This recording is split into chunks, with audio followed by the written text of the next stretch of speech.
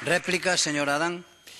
Sí, grazas. Vexo, señora conselleira, que moderou as súas palabras, mas as persoas que están nesta tribuna están agardando que lle pida disculpas. Están agardando unha rectificación. Non vale agora con baixar o ton, sino pídalle disculpas polo que dixo no anterior pleno. E segundo, lea o informe do Valedor do Pobo do 23 de outubro dirixido a dona a usted mesma, ao seu departamento, no cal di exactamente, en conclusión da análise feita, dedúcese que existían alternativas legais para manter o sistema de financiamento públicos das prazas da Gasfra, algo usual con anterioridade e que permanece mediante o chamado concerto social, ou polo menos sería posible que o proceso concorrencial ou competitivo contara coas previsións de discriminación positiva que resultan lóxicas nestes casos.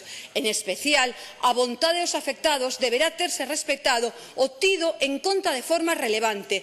Non debe esquecerse que os usuarios están no centro porque así o queren eles ou os seus representantes. Ninguén mellor que eles, os seus chegados, para valorar onde se atopan mellor atendidos, en que forma desean desenvolver a súa vida para propiciar e garantir a súa integración e os seus dereitos e para evitar que non se produzan discriminacións ou prexuizos perfectamente evitables. Entre os principios propios deste tipo de concertos sociais e discriminación positiva sempre destacan os de arraigamento, elección persoal, continuidade ou estabilidade. E vostede iso non o fixo, o di o Valedor do Pobo e así mesmo o asume esta resolución do 7 de novembro.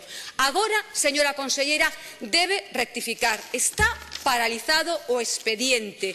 Polo tanto, vostede debe, por unha banda, dar continuidade, porque en este momento quere saber a entidade se vostede vai a seguir financiando a entidade durante estes meses, debe dar continuidade a esas plazas e debe garantir os postos de traballo das persoas formadas. Gracias, señora Adán.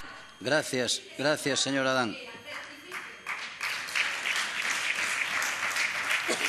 Turno de peche.